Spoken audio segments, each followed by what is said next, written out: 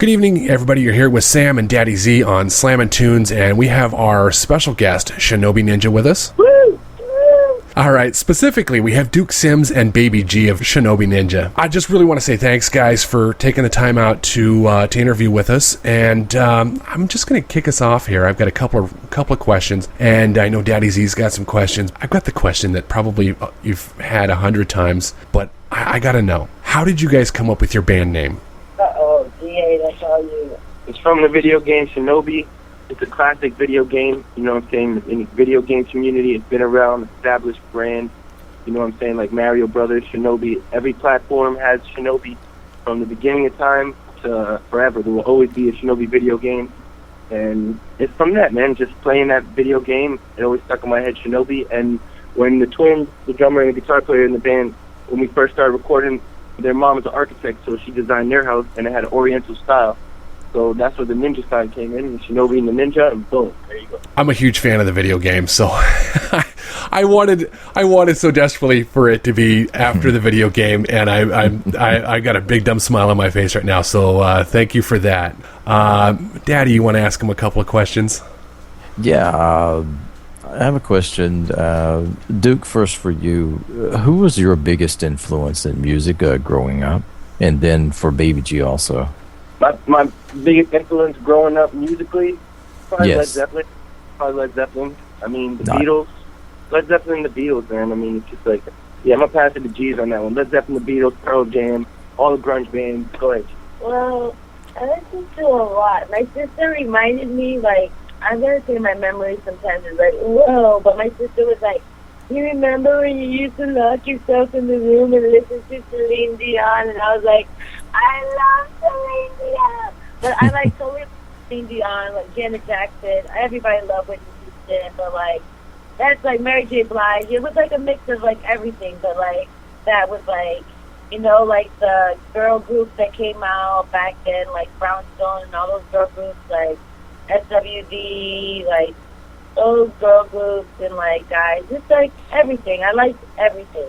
Outstanding.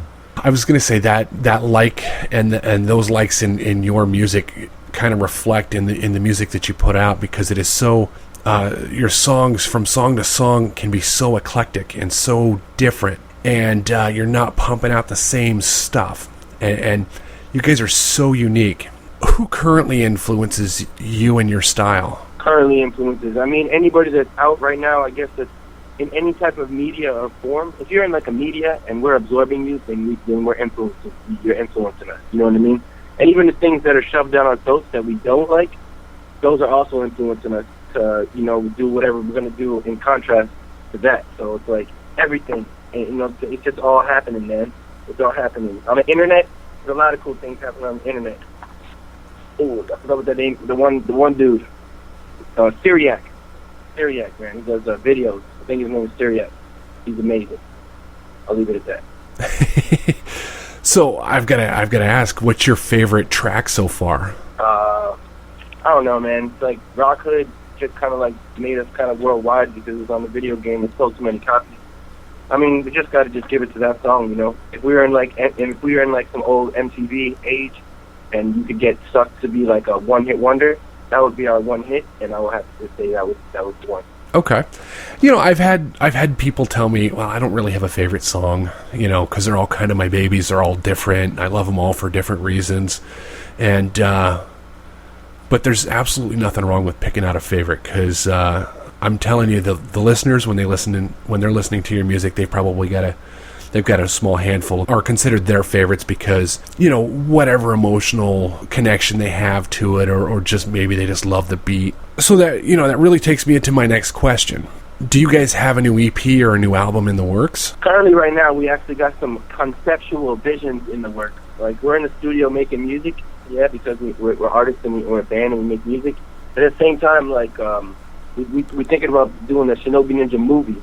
Like, not a documentary movie, but like an actual movie, like, you know, like Cheech and Chong, Half-Baked, Harold and Kumar Go to White Castle. I don't know, still in concept, but, you know, that I feel like if we could make our music and our album together, make that the soundtrack of the movie, and then we come out with the movie, and it's just like, wow, man. You know, we have when we get 5,000 subscribers on YouTube, we can use the YouTube studios in New York. They let people use it. So we're like only like 100 away. So, that's connecting with that vision. So maybe that's what it is, It's interesting you say that, because in watching your videos, one thing I've noticed is they're really good. And in watching some of them, I've actually, in my own head, thought, man, if they had a little movie thing going here, that would be really cool. I don't know who does your videos, but I like them. He does. DA does the videos. Well, some other people have done videos too, so it's like, it depends on the video, but I've done a majority of the videos. We put out the album Escape from New York. It's our second album, and we shot a video for every song on the album, so you can watch the album on YouTube, in its entirety. As one click, just boom, you can watch the whole album, so that was an idea we had, and we did it. It was dope. So we're talking social media, and you're 100 away on YouTube. How do people find you? Shinobi Ninja. That's the dope thing about Google and these web search engines. It's like, if you just type in the name Shinobi Ninja, it's like, boom, Wikipedia comes up, the website comes up, ShinobiNinja.com, YouTube.com/Shinobi Ninja Music. It's like, you could just find us. Twitter, Shinobi Ninja, Instagram, Shinobi Ninja. It's just like Shinobi Ninja stamped on the forehead. And it's just what it is. Well, you've built a brand, and it's good to stick to it. Definitely. In listening to your music, I like that you're not one specific genre. You cover several, and that's one of the things I like, and it makes you so unique. It's easy for people that I know to tell them about you, because, man, they're going to get hooked into it right away, and 100 away. But my question would be, how did you pick the genres you're constantly doing? And what are you mostly focusing toward now? See, well, in my opinion, the truth is that we don't pick the genres. We just make music. And and really what you hear is us just making music. It's not sitting down and saying, like, let's write a song that sounds like this, or let's write a song that sounds like this. So we just sit down, we write a song, and it becomes what it is. And so, like, as far as, like, where we're going towards now, is we're doing the same thing. We're just sitting down and we're writing music. And it's like, it all sounds different, because, like you said, it's like we all have different backgrounds, but at the same time, it's like we all like the same thing, And so it's like our music is a product of, a big product of each of 6 of us. And so our new music is just like, it's just like our own music. It's what it is. It's diverse, it's different, it's eclectic, but it's not on purpose. It's just like, we just like to write music, and we write what we write, and we like what we like, if that makes sense. Absolutely. It's great that you guys, being 6 people, can just mesh together so good. Well, we lock the other 4 members in the bathroom when we write music. So No. So that brings me to another question. How did you guys come together? We met at a recording studio, a rehearsal studio. It's in the Film Center building, which is like it's not a super famous building. I don't know how famous it is, actually, but the Film Center building is between 44th and 45th on night. And it's in Hell's Kitchen, and we all met there. It was a recording/rehearsal studio, and I was working there. I would set up the recordings and the rehearsals and kind of run the studio, and I was an engineer there. And then Mikey, the guitar player, he was an engineer there. Basically, we all met at this studio. We all, like, answered Craigslist ads, except for Baby G. She came, she was in the vocal class. And the drummer, he came with the guitar player because they're twins, and they were in the band before that with the DJ. So that's where they came from. And Alex, the bass player, he's my little cousin, basically my little brother. So I've known him since forever. So you were talking about your Escape from New York album, and I was looking at your tour schedule. You guys are literally up and down the coast, all over the East Coast. And you've probably been in dozens and dozens of venues at this point. Do you have a favorite venue?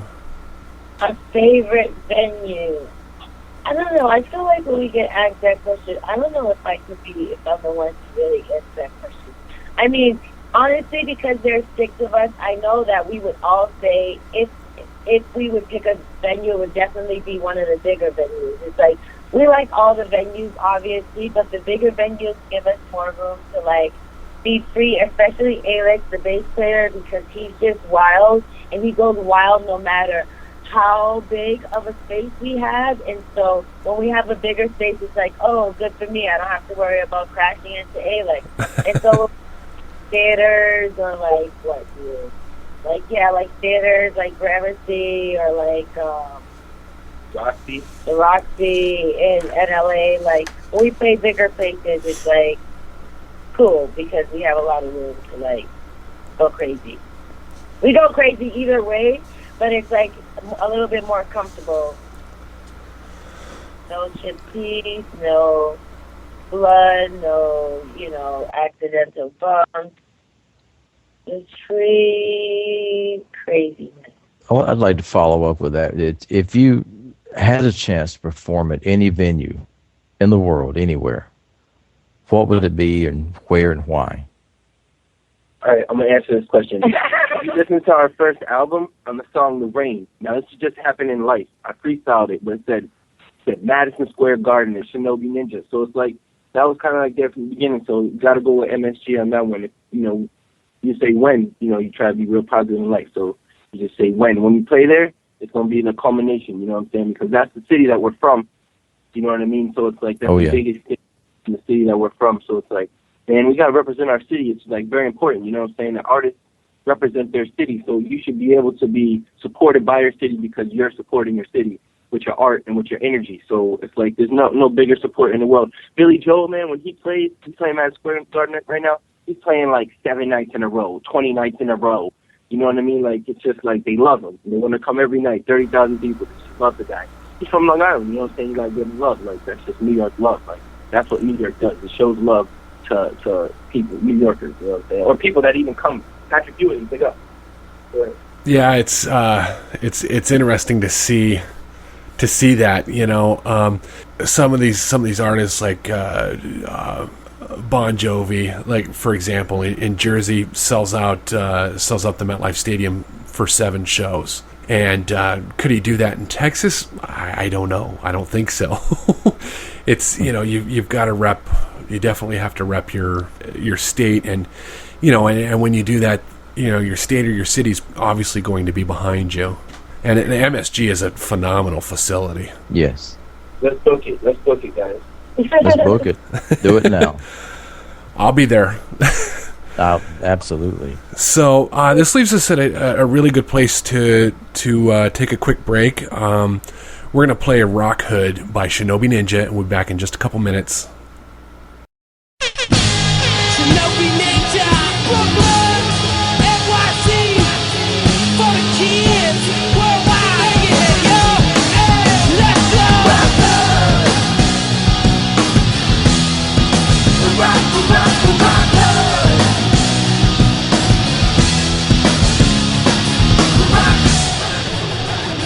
Talking to mouth and he just don't get it. Mama wanna know why I walk this way.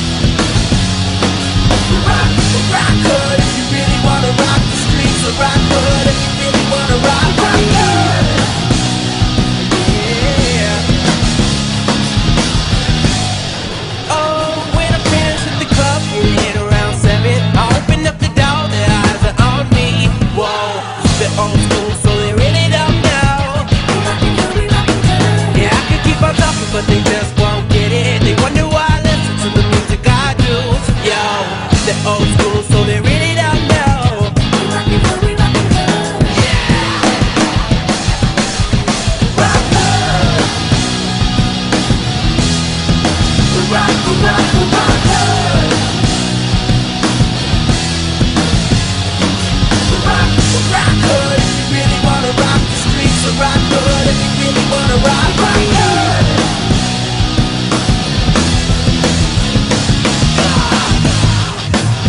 So fresh to death. So fresh to death. So fresh to death.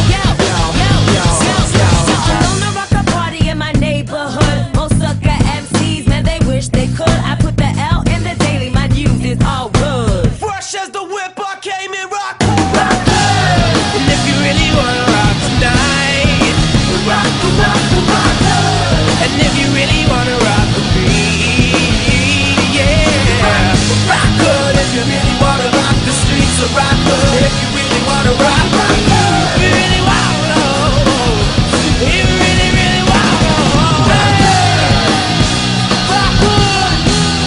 Hey, rock, rock good. Billy Bobby rock good. T-Top rock good. Rock good. ATL rock good. Streets of rock good. Miami Beach rock good.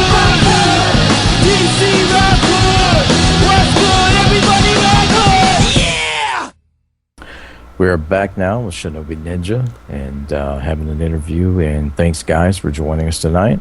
Thank you guys for having us. Yes, thank you for having us.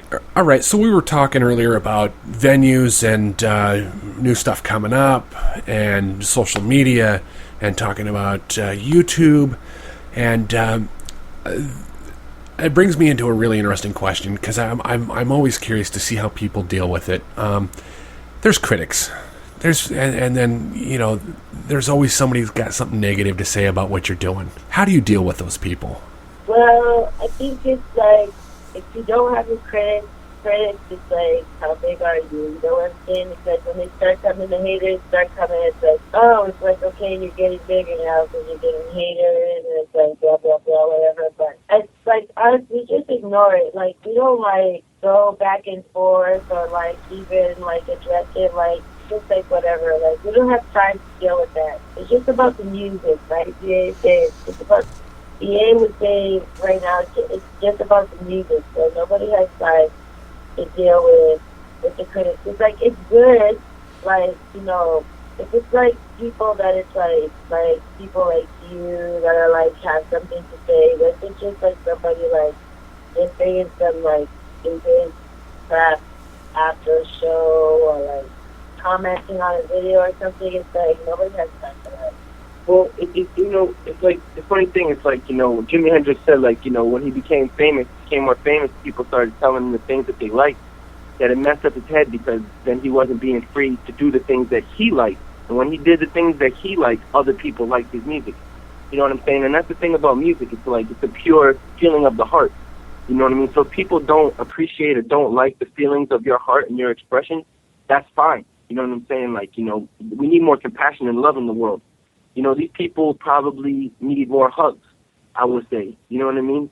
And I feel like we don't really have a lot of haters, to be honest with you. There's not a lot of people coming out because we're not being fake. There's nothing fake about it. So even if you don't like the music, for, you know, whatever, you can't hate us because we're still just being happy and just doing our thing. You know what I'm saying? I feel like maybe if other people have haters, if they're not being true to themselves, that's when you have a backlash type of situation. You know, when you have anger versus anger. I don't know what to say about it. I just want to just love everybody, you know what I'm saying? It's very important. Peace out. You know, yeah, amen. And I got to say, you're spot on. Maybe they need more hugs. And at the end of the day, you got to remain true to yourself and true to your craft.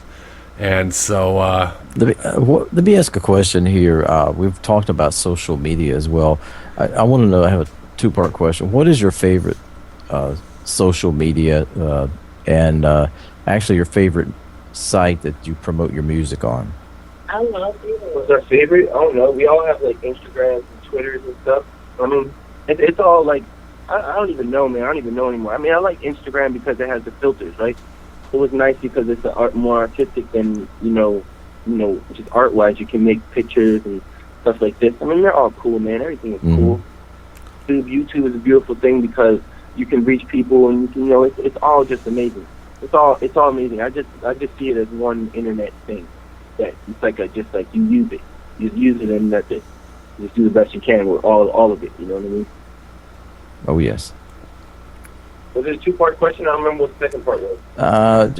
Your favorite sites that you promote or like to promote your music on? I'll say YouTube, because YouTube you can see it and you can hear it. You know, so it's like two at a time. Even if there's a website that you can just hear the music, you can't see the music. So that's why YouTube is good.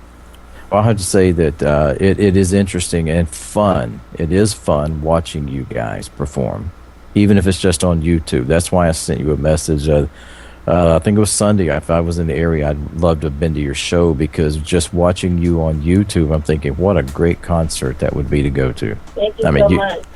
Yeah, you guys just get up there and have fun, and it all just comes together.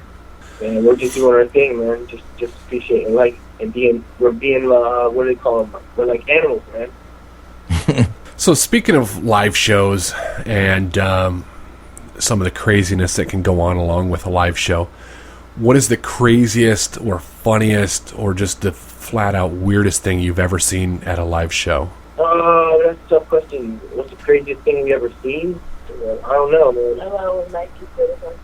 Oh yeah, that was a good one. I don't know if Mikey would like it, but the guitar player Mike Kick Shreddy, shout out to Kick Shreddy. He did a diver. We played South by. It was like 2010 or something. I don't know if it was our first South by or what it was. We were playing on a rooftop somewhere, man, and he just like, it was raining. I don't know. It was something happened, man. But he did a turn. He tripped on a cable, and he pulled out his cable. He pulled out the bass cable. Like, he just pulled it all out in just one motion. And it was being live streamed. So, like, there was a live stream of that moment that, like, you got to, like, watch over and over. Just, like, the complete, like, everything was just shut off. As soon as he did that, it was just like, boom. So that was Wow. But there's been some great times. So, do you guys have any advice for new artists? I personally say to, like, genuinely be yourself. Like, I feel like a lot of times, a lot of people, they do things just to, like, I don't know, because they feel like people force them, and then all of a sudden they turn around and they're like, I did that because, but that's not really what I wanted to do. And, like, us, like, not for anything. I used to do, like, pop music, well, because I used to dance. I used to dance professionally backup for artists. And a lot of us dancers, that's what we do. Like, a lot of us, like, we'll do pop music, because what are we going to do? We're going to dance. We're going to have dancers behind us. And it wasn't like I changed from that to this. It was like I joined the vocal class, and it was like I did, like, a couple of, like, shows, like, doing the pop music, and although I loved it and everything, it was like, once I, like, joined the band and I started doing this, it was like, whoa, I was, like, so much more free. I felt like I could be so much more, like, myself, and it was like, it wasn't like it was my calling, but it was like, it was waiting for me, and it was like, it's like, this is what I want to do. And it's like, I feel like if I was still doing, like, the pop music, I would be doing something just because, like, that's what I feel I have to do, because I used to be a dancer, and that's, like, what we do and stuff like that. So I feel like it's just, like, be yourself. Like, if that's what you want to do, that's, like, cool. Like, hey, like, whatever. Like, sometimes you have to try things to see that you don't want to do it. But, like, quickly, like, find yourself, like, and then you'll be much happier, because, like, you won't be doing something because somebody wants you to do it or because someone's telling you to do it, you know? Again, being true to yourself. Yes. Hey, I have a question, and since we've got Duke and Baby G here, what is something that would surprise all of your fans if they knew about you? Like a hobby, a weird hobby, or, maybe you listen to classical music, just something that would probably surprise them more than anything.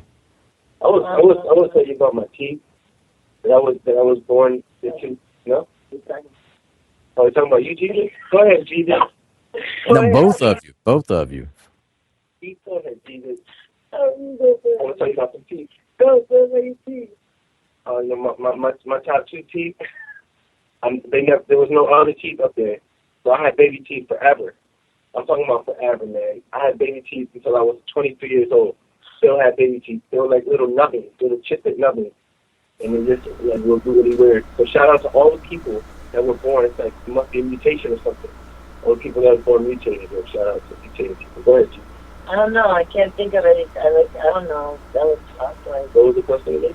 That was tough. Like your fans, like a hobby or something about you. Just I mean, something your fans would be shocked or surprised to know about you. And this is the thing, like, when I joined the band, like, my dance people, like, they're still, like, cool and everything, but, like, they're not like my fans. They're not like, it's not like I'm, like, Janet Jackson. It's like, oh, like the dance community is, like, they're a big fan of mine because I'm just, like, a pop girl that's, like, out there busting it out 5, 6, 7, 8. It's like, no. So it's like, I feel like people know, like, our fans, they know I dance because, like, they see the show or maybe they see in the video and they're like, I think they see like, oh yeah, she's got rhythm. African American girl, yeah, she's up there, she's doing it, 5, 6, 7, 8, she's got rhythm. But I don't think that they know that I can really bust a move, like really like hit it. Choreography, like let's bust it, like 5, 6, 7, 8, hit it, boom, dances. You know what I'm saying? Like, I don't think y'all know what can really go down in that area. So I would say that. That's what I would say. Those are some really great answers, and I hate to do this, but man, we're running out of time here. And if you're just tuning in, you missed a fantastic interview with Duke and Baby G from Shinobi Ninja. And DaddyZ, you want to announce us out and what our final track is? Yeah, I'd say that I want to close it out. Say first of all, thank you guys for being with us tonight. And I would suggest if people that's going to hear this, if you do not know Shinobi Ninja, find out who they are. Google it. Go to YouTube. Tune into our station. We will be playing their music. I would like to close it out, I guess. You know what? You mentioned a song, The Rain, correct, Duke? The Rain, yeah, from my first album. First album. Let's close it out with The Rain.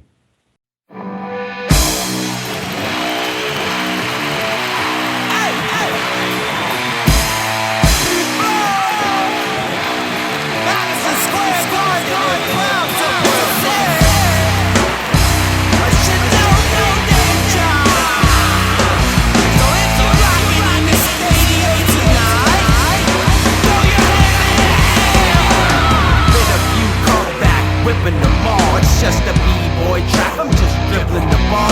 Put the pen to the paper, got the mic in my hand. Party rocking 12 inches, so I brought out the band. I'm still spinning ABC, feeling BBD, so cool like Mo D. Hard like concrete, I'm coming fresh out the dome. The price is freer than free. This is the headbangers ball, so just bang it with me. Now stop the rain from falling down. Now stop the rain from falling.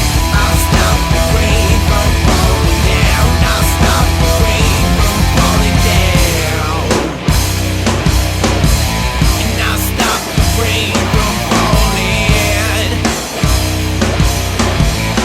I'll stop the rain. Super chrome haircut, killing them all. The cuts are smarter than smart. The size is taller than tall. This is the NYCIC.